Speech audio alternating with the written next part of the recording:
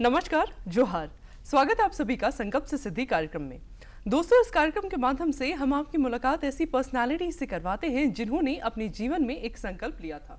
उस संकल्प को पूरा करने के लिए उनके अंदर एक जुनून आया और उन्होंने उस कार्य को सिद्ध किया। आज इसी क्रम में हमने अपने स्टूडियो में आमंत्रित किया है वर्टिकल एंटरप्राइजेस के फाउंडर निकेत जी को। तो निकेत जी, बहुत बहुत स्वागत है आपको हमारे स्टूडियो में। निकेत जी, सबसे पहले तो हम आपसे जानना चाहेंगे कि वर्टिकल एंटरप्राइजेस आपका जो स्टार्टअप है ये क्या है, इसका क्या कंसेप्ट है और ये कैसे लोगों की मदद करता है?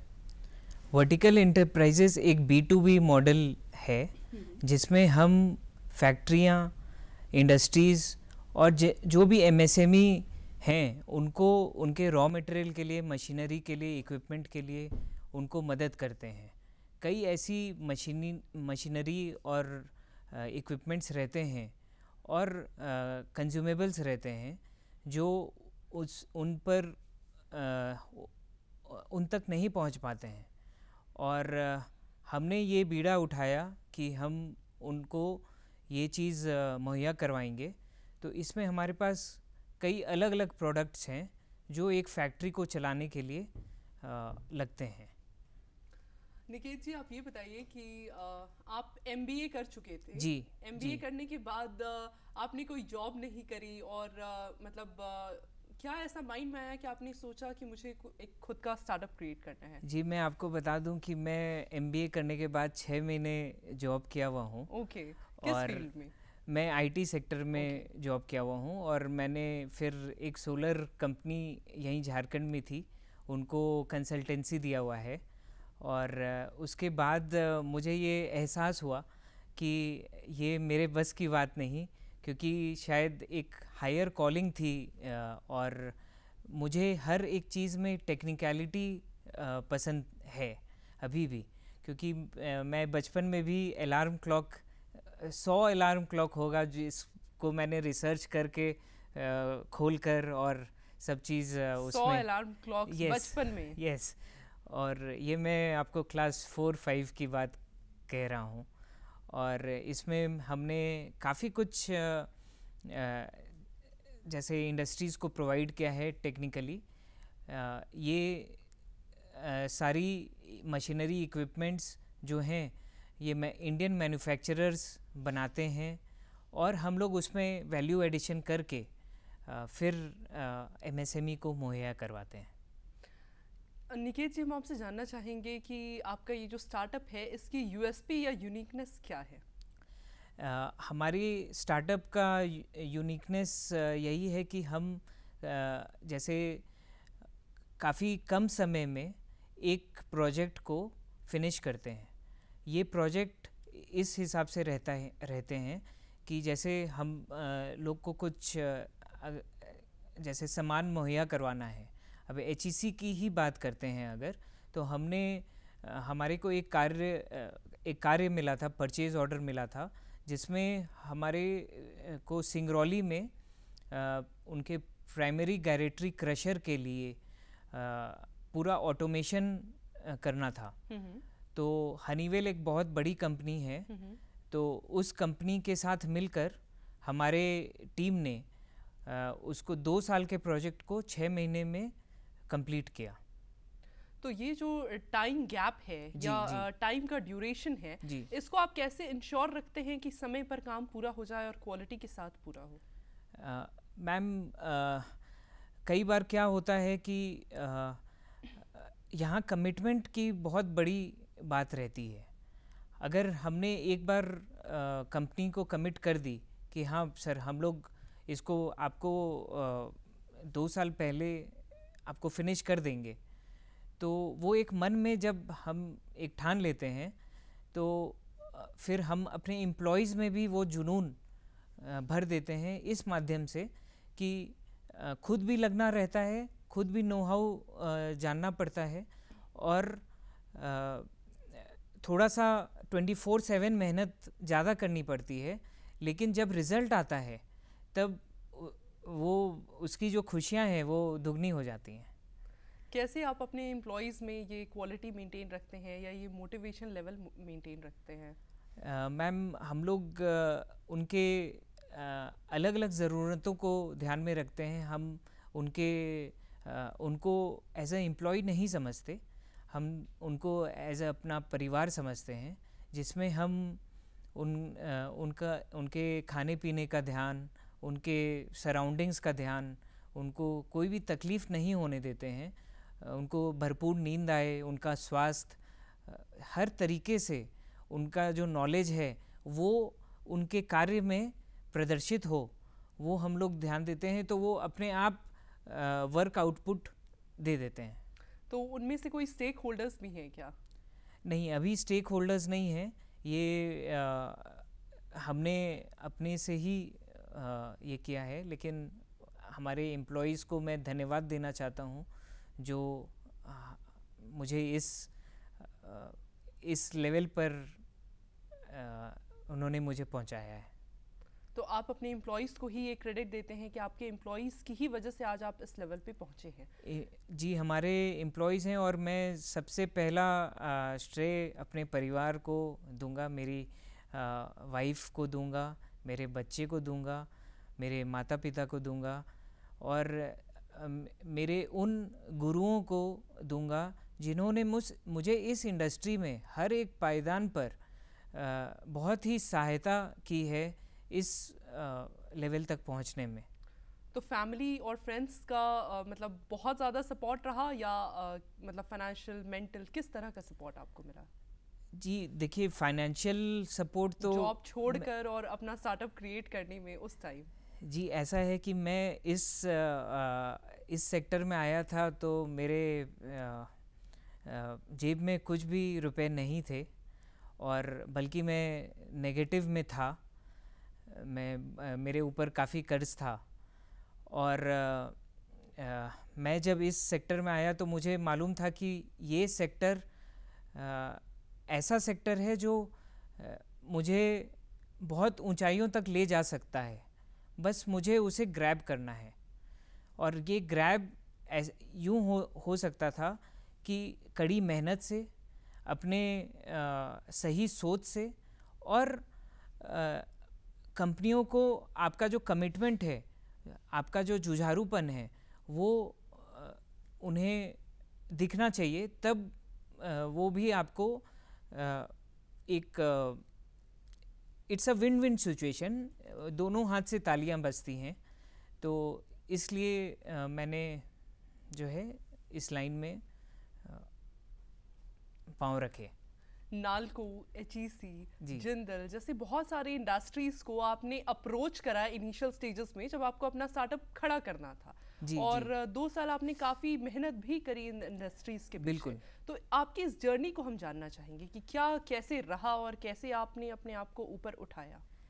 जी, ऐसा है कि जब मुझे ये विचार आया कि मुझे खुद से करना है और इस इंडस्ट्री में जाना है, तो मैं सिंपली डायरेक्ट इस सेक्टर में घुसने का एक ही राह था, लोगों से मिलना। तो मैं जैसे जितनी बड़ी बड़ी कंपनियां हैं उसमें खुद जाता, सबसे पहले जो द्वारपाल हैं गार्ड, वो रोक देते, तो उनको थोड़ा सा समझा बुझा के फिर अंदर जाता। तो एक एक बैरियर, जैसे चक्रव्यूह टूटता है, वैसे ही हमने उनके पास अप्रोच किया, और अप्रोच करते करते ये समझ में आया कि हाँ, अच्छे लोगों का, अच्छे चीज़ों का, अच्छे विचारों का बहुत ज़्यादा कद्र है एक, और इनको भी सहायता चाहिए, जितने भी MSME हैं उनको भी सहायता चाहिए कि हाँ, आज उन्हें भी प्रॉब्लम आती है मैन्युफैक्चरिंग में, तो वो भी चाहते हैं कि हाँ, हम अच्छे लोगों से उस प्रॉब्लम को सॉल्व करवाएं। तो उसी क्रम में जब मैं मिला उनसे। किस तरह की प्रॉब्लम्स आती हैं? प्रॉब्लम ऐसी आती हैं कि जैसे अगर ये मशीनें क्या होती हैं कि आपस में जुड़ी रहती हैं, और जब जुड़ी रहती हैं तो अगर एक जगह कहीं खराबी आ गई तो दूसरी जगह भी खराबी आना संभव है, क्योंकि वो रुक जाएगा, यहाँ रुका तो वो भी रुक जाएगा, और अल्टीमेटली ये एक बड़ा लॉस हो जाता है मैन्युफैक्चरिंग यूनिट को। तो हमने उनको अप्रोच किया कि सर ये आप एक स्पेयर पार्ट्स रखिए और यहाँ पर आप हमारे नॉलेज बेस से, क्योंकि हमारी ट्रेनिंग होती है कंपनियों में भी, तो कंपनियाँ भी हमें बताती हैं कि आप इस हिसाब से कर सकते हैं ताकि जो मैन्युफैक्चरर है उनका समय बचे, उनका कॉस्ट बचे और वो क्वालिटी प्रोडक्ट अपने कस्टमर को दे पाएँ। तो हम लोग वहीं पर कस्टमर से जो MSME सेक्टर्स हैं, जो मैन्युफैक्चरिंग यूनिट हैं, हम लोग उनको वो ज्ञान देते कि देखिए सर, हम अपने इंजीनियर टीम के साथ कि हम लोग आपका कॉस्टिंग, आपका प्रोडक्शन यहाँ फास्ट कर सकते हैं, यहाँ कॉस्टिंग कम कर सकते हैं। तो उन्हें वो बात समझ में आती और फिर हम उनको अपने सर्विसेज प्रोवाइड करते हैं। तो आप एक एक की पर्सन्स मतलब एक एक आपके जो बैरियर्स थे उसको क्रॉस करते करते इंडस्ट्री के एक की पर्सन तक पहुँचे जी। इसके बारे में भी हम आपसे जानना चाहेंगे कि इसकी जर्नी आपकी क्या रही, कैसे आपने एक एक हिंड्रेंसेस को पार कर करके इंडस्ट्री के की पर्सन्स तक आप पहुँचे और इतनी बड़ी बड़ी इंडस्ट्रीज जैसे नाल्को, HEC के की पर्सन्स के साथ आप काम करने लगे, क्योंकि जैसा आपने बताया शुरू में तो गार्ड ही आपको घुसने नहीं देता था, तो कैसे वो बैरियर्स आपने क्रॉस करे, हम जानना चाहेंगे आपसे। मैम, मेरा ये मानना है कि अगर आपके मन में आपने अगर ठान लिया हो तो कोई भी सीमा, कोई भी बैरियर आपके लिए जो है वो छोटी पड़ जाती है। और यहाँ मैं आपको बोलना चाहूँगा कि एक जो व्यक्तिगत संपर्क होता है एम्प्लॉइज़ और हमारे बीच में, जब वो एम्प्लॉय समझता है कि हाँ ये हमारे जो उनकी जो प्रॉब्लम्स हैं उनको वो सॉल्व कर सकते हैं, तब फिर वो और भी विश्वास कर बैठता है। और उस विश्वास को बैठाने के लिए काफ़ी मेहनत करनी पड़ती है, रेगुलर वे में मिलना पड़ता है, रेगुलर वे में आपको इंटरेक्ट करना पड़ता है और कई चीज़ें होती हैं जो एक बार में सॉल्व नहीं होती हैं, वो आपको मिलने से ही सॉल्व होती हैं। बिल्कुल बिल्कुल। और मुझे लगता है कि इस इंडस्ट्री में ये पहले इस चीज़ की कमी थी और हम जब आए तब हमने ये बहुत अच्छे से किया और भगवान की कृपा से आज हम बहुत अच्छे पायदान पर हैं और भी आगे बढ़ना है हमें। हम आपसे ये जानना चाहेंगे निकेत जी कि ग्राउंड लेवल पे जो रिक्वायरमेंट्स होती हैं सामान की, उन ग्राउंड लेवल के रिक्वायरमेंट्स को आप कैसे फुलफिल करते हैं और कैसे उनकी फुलफिलमेंट को आप इंश्योर कर पाते हैं? अपर लेवल की तो बात अलग है, लेकिन ग्राउंड लेवल पे आप कैसे उन चीज़ों को डील करते हैं?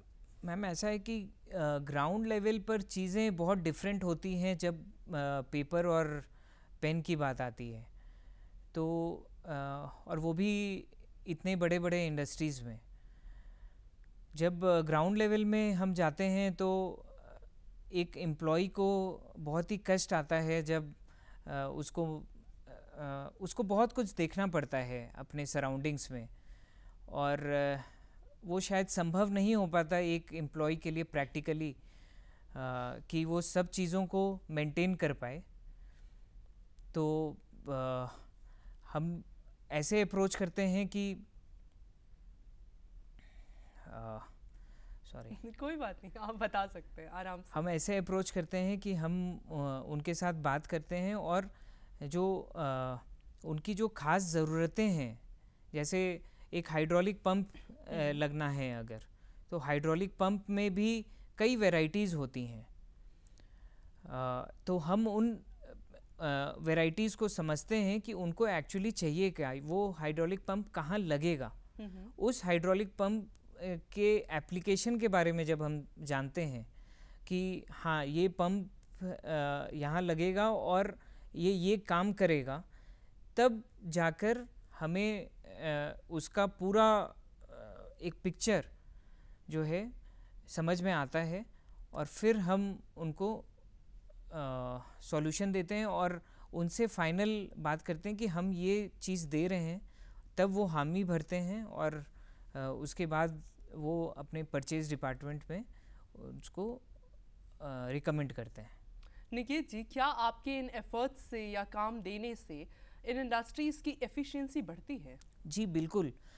जब हमने चालू किया था तो जब पहला ऑर्डर मिला हमें, तो फॉर एग्ज़ाम्पल तो आज HEC जैसी बहुत बड़ी कंपनी है, वो USSR रशिया के द्वारा बनाई गई थी के साथ साझा में, और उन्होंने जो मशीनें वहाँ बनाई हैं वो बहुत ही हैवी हैं।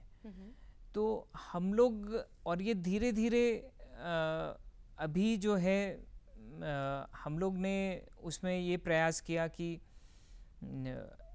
एक बार सामान दें तो हम लोग उस टाइम को कैसे कम कर सकें, वो हमारा प्रयास था।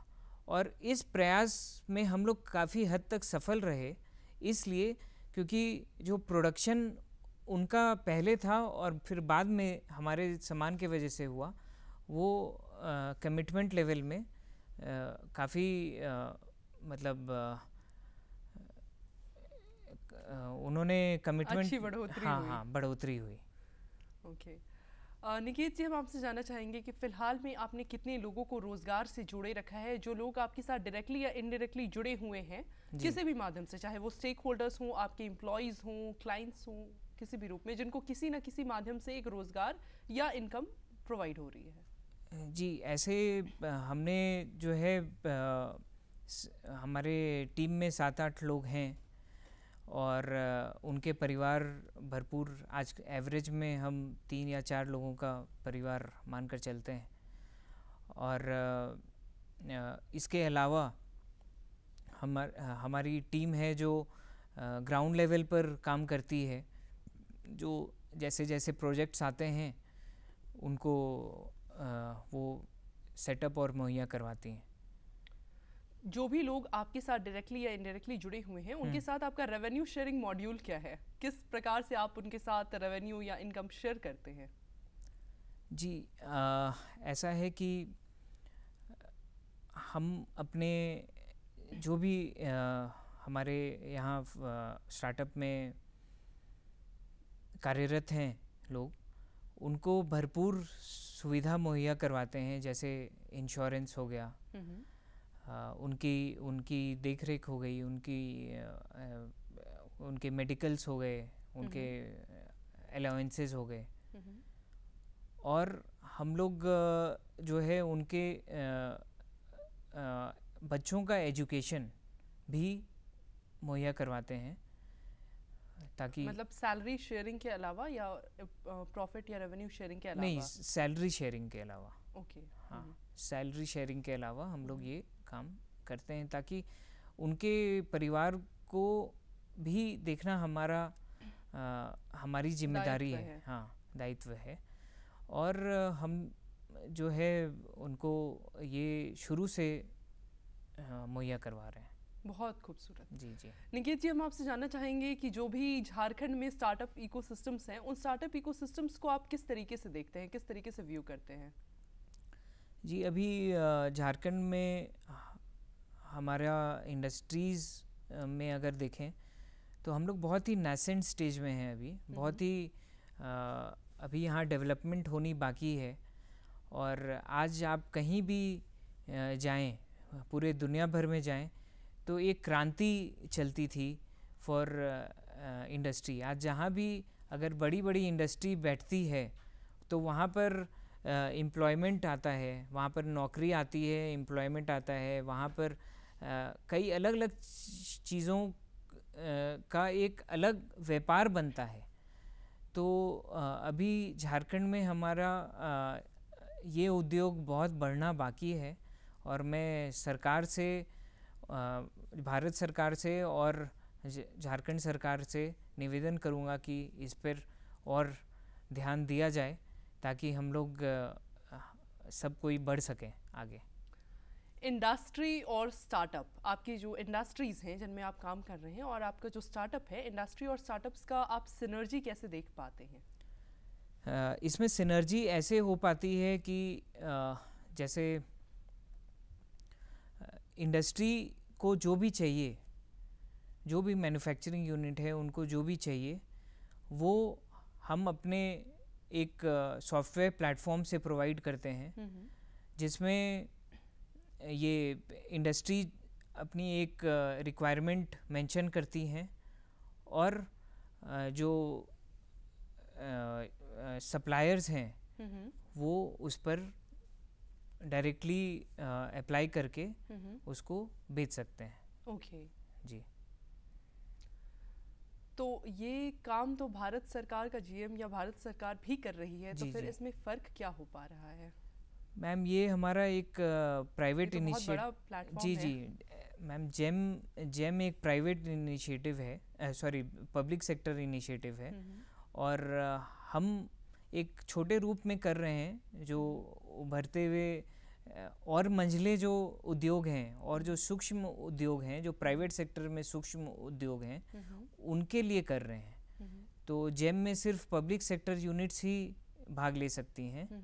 हम इनको प्राइवेट सेक्टर सूक्ष्म उद्योग के लिए हमने इसे खोला हुआ है। मतलब आप प्राइवेट सेक्टर और पब्लिक सेक्टर दोनों को सर्व करते हैं? जी जी जी। निकेत जी, हम जानना चाहेंगे कि आपका जो रेवेन्यू जनरेशन मॉड्यूल है वो क्या है? किसी भी कंपनी को चलाने के लिए पैसों की, फंड्स की आवश्यकता पड़ती है, तो आपका रेवेन्यू जनरेशन मॉड्यूल क्या रहता है?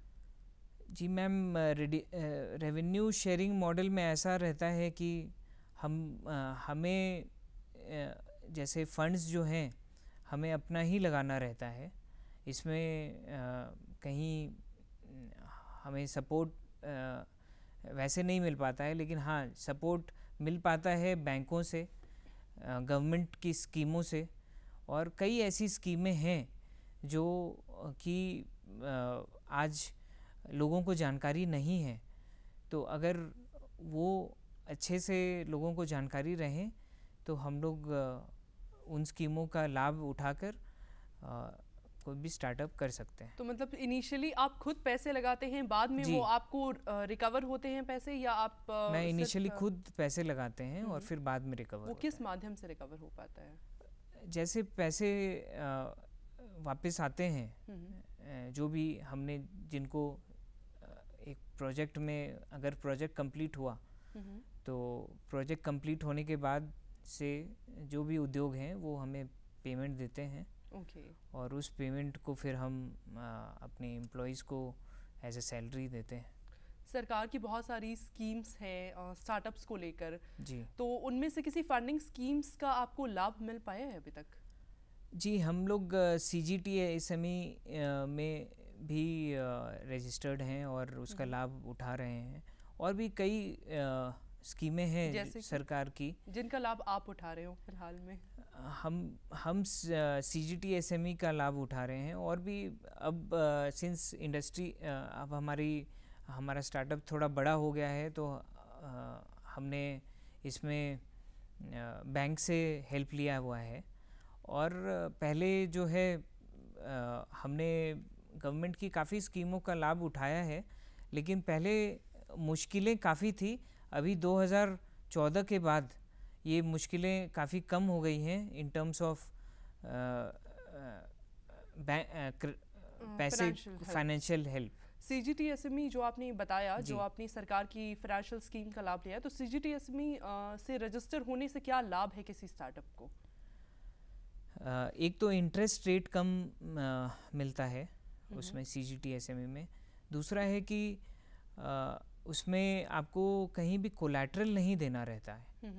कोलैटरल स्कीम आज सबसे ज़्यादा प्रॉब्लम कोई भी स्टार्टअप को यही आती है कि आपको एक ऋण लेने के लिए आपको एक कोलैटरल देना होता है, सिक्योरिटी देनी होती है।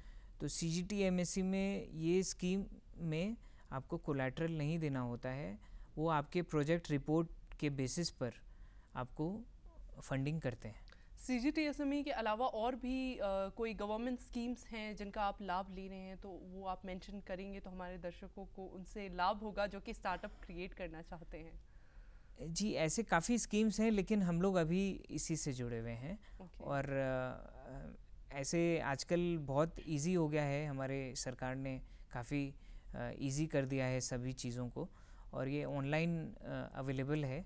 तो मैं उन दर्शकों से जो इस चीज़ का लाभ उठाना चाहते हैं, मैं उनसे निवेदन करूँगा कि आप ज़रूर से ऑनलाइन इसको खोजें, और वो ज़रूर मिलता है प्रयास करने से। सरकार की वेबसाइट पर जाकर या जी, फिर जी, किसी पर्टिकुलर जगह पे जाकर? सरकार की वेबसाइट में सब Okay. अवेलेबल है। कोई भी नया स्टार्टअप युवक या युवती जो किसी आइडिया को लेकर एक स्टार्टअप क्रिएट करना चाहता है सोसाइटी के अपलिफ्टमेंट के लिए, जी, तो उसके लिए आपके क्या सुझाव रहेंगे, इसके ऊपर हम आपसे जानना चाहेंगे। जी, हमारे विचार से अगर आपके पास कमिटमेंट है, अगर आप मन में आपने ठान लिया है कि मुझे सही काम करना है, और अगर आप अपने कस्टमर को वैरायटी देते हैं, वैल्यू एडिशन देते हैं कोई भी एक प्रोडक्ट में, तो आपके लिए अपार संभावनाएं हैं। निकेत जी, आप हमारे कार्यक्रम में आए और आपने हमारे दर्शकों को इतनी विशेष जानकारियां दी, इसके लिए आपका बहुत बहुत धन्यवाद, आभार। जी, नमस्कार। अगले कार्यक्रम में आपसे फिर मुलाकात होगी किसी ऐसे ही नए व्यक्तित्व के साथ। तब तक के लिए हमें और हमारी पूरी टीम को दीजिए इजाजत। नमस्कार, जोहार।